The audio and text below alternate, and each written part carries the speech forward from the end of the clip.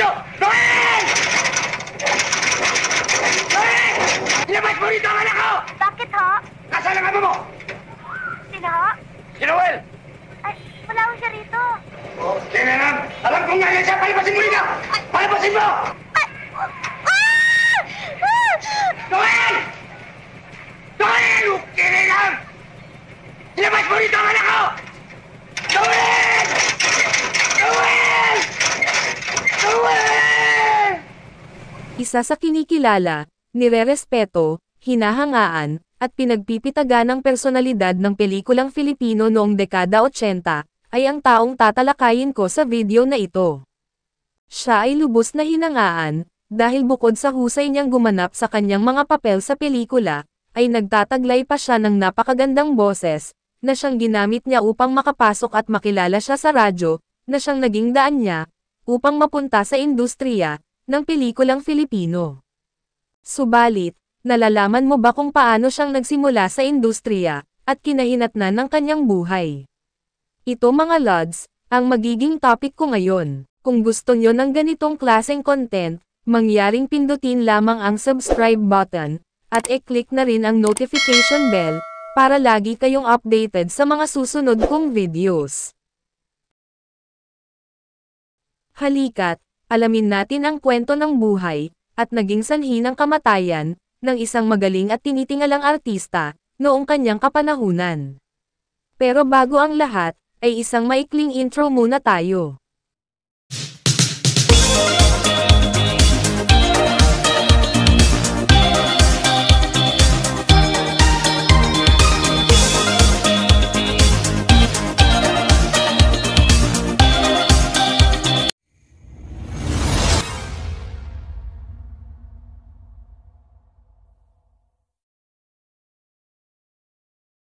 Isang paalala. Ibig ko lamang pong ipabatid sa mga taga-subaybay at manonood ng munting channel ko, na ako po ay hindi eksperto. Ang mga kwentong mapapanood nyo sa channel ko, ay hindi nagsasaad ng tama, at eksaktong impormasyon, tungkol sa pagsasalarawan sa subject ng topic ko. Ito ay bunga lamang sa aking mga pananaliksik. Maraming salamat po.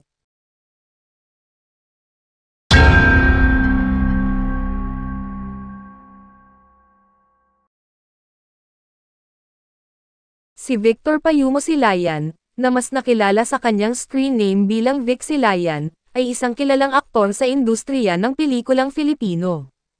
Siya ay ipinanganak, noong January 31, 1929, sa Gapan, Nueva Ecija. Siya ay naging aktibo sa pag-arte, mula 1953 hanggang 1987. Si Vic Silayan, ay ama ng isa ring sikat na artista noong dekada 80, na si Chat Silayan.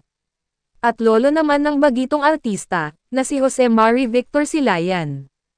Si Vic Silayan, ay nagmula sa dekalibreng pamilya, kaya hindi nakakapagtaka, na siya ay nagtapos ng kanyang kolehiyo, sa isang prestihiyosong unibersidad. Matapos siyang makatapos ng kanyang kurso sa kolehiyo, ay agad nang nagtrabaho si Vic Silayan, sa isang kilalang radio station ng bansa.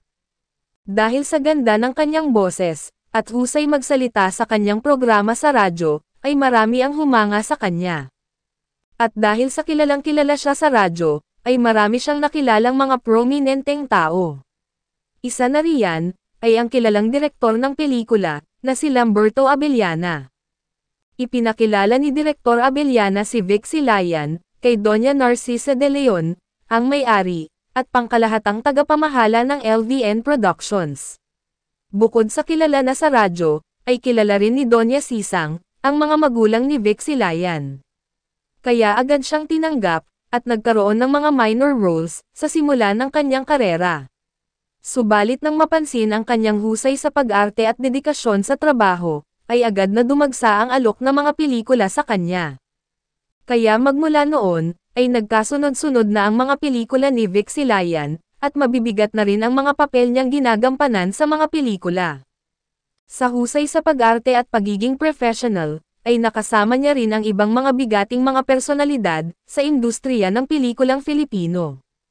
Ilan pa nga sa mga pelikulang kanyang ginawa, ay ang mga sumusunod. American Guerrilla in the Philippines, noong 1950. Sa Lamangkero, noong 1955, kasama sina Delia Razon, Carlos Salazar, Nita Javier, at Eusebio Gomez. Anak ng Dalita, noong 1956, na pinagbibidahan nina Rosa Rosal at Leroy Salvador, kasama sina Eddie Rodriguez, at Tony Santos. Malvarosa, noong 1958, na pinagbibidahan ni Charito Solis, kasama sina Leroy Salvador, at Carlos Padilla Jr. Cry of Battle, noong 1963, kasama sina Van Heflin, James MacArthur, Rita Moreno, at Leopoldo Salcedo. Erap Is My Guy, noong 1973, na pinagbibidahan nina Joseph Estrada, at Nora Honor. Commander Agimat, noong 1975, na pinagbibidahan ni Ramon Revilla Sr.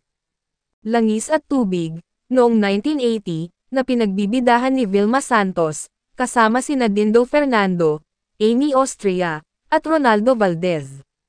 Kisap Mata, noong 1981, kasama sina Charito Solis, Jay Ilagan, at Charo Santos Concho.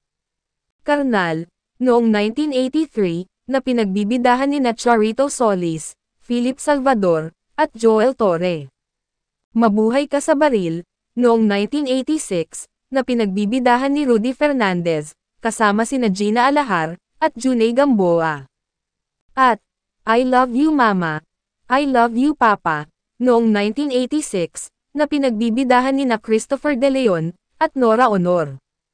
Si Vic Silayan ay hindi lamang isang magaling na aktor, kundi isa rin sa mga pinakadistingidong personalidad sa industriya ng pelikulang Filipino. Kilala siya hindi lamang sa kanyang husay sa pag-arte, kundi pati na rin sa kanyang profesionalismo at dedikasyon sa sining ng pagganap. Bilang isang karakter-aktor, si Vic Silayan ay kilala sa kanyang kakayahan na dalhin ang mga papel na may malalim na emosyon at kahulugan. Ang kanyang mga pagganap ay puno ng buhay, intensidad, at kawalan ng mga inhibisyon. Siya ay isang aktor na kayang magbigay buhay sa mga karakter at dalhin ang mga manonood sa iba't ibang mga emosyon.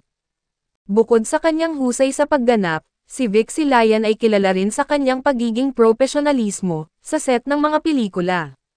Siya ay isang disiplinadong aktor na palaging handang magtrabaho ng maayos at magbigay ng lahat sa kanyang mga proyekto. Ang kanyang dedikasyon sa sining ng pag-arte ay nagpapakita ng kanyang pagmamahal at paggalang sa industriya. Subalit, noong 1987, sa kasagsagan at kainitan ng kanyang kasikatan, si Vic Silayan ay biglaang napabalitang pumanaw dahil di umano sa atake sa puso. Siya ay namatay noong August 30, 1987, sa kanyang tahanan sa Metro Manila. Siya ay pumanaw sa edad na 58 taong gulang lamang. Ang kanyang mga labi ay inihimlay sa Manila Memorial Park sa Parañaque City, Metro Manila. Bagamat siya ay lumisan sa mundong ibabaw, ang kanyang mga kontribusyon sa industriya ng pelikulang Filipino ay nananatiling mahalaga at nagpapakita ng kanyang natatanging talento bilang isang aktor.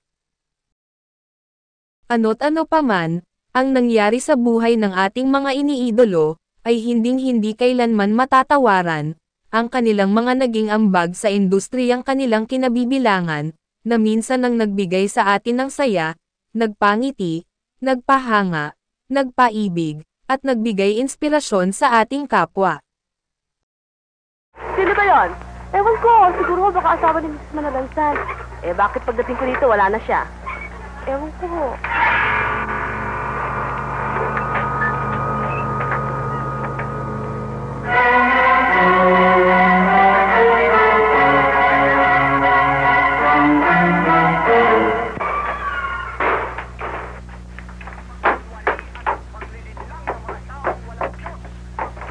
Ay katotohanan. Ang Diyos ay katotohanan. Ang mga masasabing yan ay nagtaksil sa mga salita ng Diyos, sapagkat hiniling sa atin na tayo